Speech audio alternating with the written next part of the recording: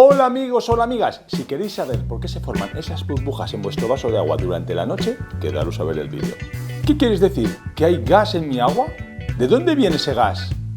¿Es aire? Es aire, y como seguramente todos sabéis, el aire se compone de un 21% de oxígeno, un 79% de nitrógeno y un 0,04 de CO2. Y sí, además el aire que respiramos contiene también vapor de agua. El nitrógeno es un gas inerte, el oxígeno es el que nos da la vida y también nos la quita. Oxida nuestras células a lo largo de nuestra vida y nos termina envejeciendo. Mientras que el CO2 aparece en unas cantidades ínfimas en nuestro aire. No siempre fue así. Las plantas se encargaron de transformarlo ¿en qué? En plantas, en hidratos de carbono. Fijación del carbono en las etapas iniciales de la formación de la Tierra, donde había mucho más CO2. Pero esto conecta con otro vídeo futuro de cómo reducir el nivel de CO2 en la atmósfera. Sí, reducir la combustión, puede ser. Reducir las emisiones, puede ser. Pero lo más importante, plantar plantas. Pero volvamos al vídeo. Cuando un líquido y un gas están en contacto, estos interactúan. Es decir, parte del gas pasa a disolverse en el líquido y parte del líquido pasa a mezclarse con el gas. Vamos un poco más despacio. Todos hemos escuchado la expresión humedad relativa del aire. Y sí, es la cantidad de agua contenida en el aire. Que si es demasiado alta, nos asfixiamos, por ejemplo, en una sauna, que está al 100%. Mientras que si es demasiado seca, en ambientes extremadamente secos, nos deshidratamos, por ejemplo, debajo del 30%. El ser humano vive confortablemente entre un 40 y un 60% de humedad. Pero bueno, esta humedad relativa que hemos experimentado todos en los baos de una ducha, en la sauna, la vemos en la formación de las nubes, es tan solo una parte de la historia, es decir, la mezcla de vapor de agua en el aire. La otra parte es ¿qué le ocurre al agua? Esta es menos conocida, pero ocurre exactamente lo mismo. Parte del gas termina disolviéndose en el líquido. Así pues, parte de ese oxígeno, de ese nitrógeno, de ese CO2 están disueltos en el agua. Gracias a este oxígeno disuelto en el agua pueden respirar los peces, porque los peces también respiran oxígeno. Lo único que lo hacen a partir del oxígeno disuelto en el agua y no del oxígeno mezclado en el aire. Todos recordamos los refrescos con burbujas, ese gas CO2 disuelto en el refresco que tanto nos gusta en verano. En función de la temperatura ambiente, la cantidad de vapor de agua mezclada en el aire puede ser mayor o menor. Es como si el aire, conforme está más caliente, pudiera contener más cantidad de agua, absorbiera más agua. Y por el contrario, conforme el aire se enfría, disminuye su capacidad de contener esa agua y libera ese exceso en estado líquido. Pero veámoslo con un ejemplo. Imaginemos, tenemos la superficie del mar, tenemos el sol impactando sobre la superficie del mar, tenemos el aire en contacto con dicha superficie. Parte del agua va a evaporarse y va a pasar al aire. Esta zona más caliente empieza a ascender al tener una densidad menor y logra ascender varios kilómetros hasta que a una determinada altura, como pasa cuando subís a las altas montañas, la temperatura baja lo suficiente para que esta mezcla de aire y agua se enfríe.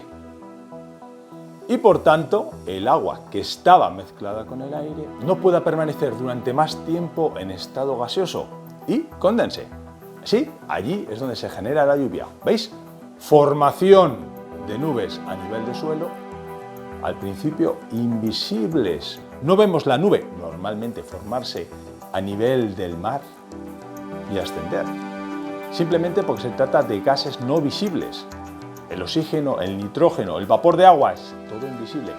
¿Cuándo empezamos a ver las nubes como tal? Las nubes como tal las empezamos a ver conforme alcanza una determinada altura y empieza a condensarse parte del agua. Lo que vemos es el comienzo de la condensación. Eso es la nube. Y ese color blanco en los días que hay sol y ese color gris cuando falta el sol. Esto os recuerda al ciclo del agua que vemos todos en el colegio. Si veíamos el comportamiento del agua en el aire, ahora vamos a ver el comportamiento del aire en el agua. Porque sí, amigos, amigas, pasa algo parecido. Conforme sube la temperatura en el líquido, el gas disuelto en él tiende a pasar de nuevo a fase gaseosa y logra escapar del líquido. Un ascenso similar al que acabamos de ver en la nube, por una diferencia de densidades. De la misma forma, si el líquido está más frío, puede contener más gas en disolución. La disolución de los gases en los líquidos no depende solo de la temperatura, depende de una variable que a su vez también depende de la temperatura, que se llama la presión de vapor. La presión de vapor es característica de cada gas. Es decir, que si tenemos oxígeno y nitrógeno disueltos en el agua, cada uno tiene su presión de vapor característica para esa temperatura. Bueno, esto es lo que anuncia la ley de Henry. Y es que la cantidad de gas disuelto en una disolución es directamente proporcional a la presión parcial del gas, siempre que no existan reacciones químicas entre el gas y la disolución o que exista el fenómeno de la disociación. ¿Veis? Por tanto, no nos fijamos solo en la temperatura, nos fijamos en la presión de vapor. Imaginaros una lata de refresco, sí, de las que tiene burbujas. Gracias a que está a presión en un sitio confinado, puede tener en disolución mucha cantidad de CO2. Las burbujas. Todo cambia cuando abrimos. ¿De dónde salen todas esas burbujas? Estaban disueltas en el líquido. Pero ¿qué pasa si antes de abrir el refresco lo agitamos, abrimos y dejamos que la temperatura suba? Pues que prácticamente todo el CO2 escapará del líquido. Todos hemos experimentado probar un refresco que tenía burbujas hace unos días y que no sabe igual. Y volvemos al vídeo. Tenemos nuestro vaso de agua que hemos llenado por la noche antes de ir a dormir. Lo hemos llenado con agua en la nevera, está a 5 grados. A continuación lo dejamos y a las 7 de la mañana cuando nos levantamos, ¿qué pasa? Que ha adquirido la temperatura ambiente. Pongamos 20 grados. Ha subido 15 grados su temperatura. Por tanto, ¿qué ha pasado con el aire disuelto en el agua inicialmente? Lo que está claro es que la presión de vapor de cada uno de los gases, del nitrógeno, del oxígeno, del CO2, subió, porque subió la temperatura. Y esto, amigos, es la clave. Con una presión de vapor mayor, menos gases pueden seguir permaneciendo en disolución. La mayor parte de esos gases del aire, el nitrógeno, el oxígeno y el poquito CO2, se han escapado simplemente a la habitación. Y esas burbujas que veis están ancladas a la pared del vaso, a las microscópicas imperfecciones de la superficie del vaso. Por tanto, las burbujas que estáis viendo son burbujas de nitrógeno y de oxígeno. Y si me preguntáis si modifica el sabor, la respuesta es que sí. Pero no por lo que pensáis. Ahora mismo lo que tenemos es un agua que ha modificado ligeramente su composición.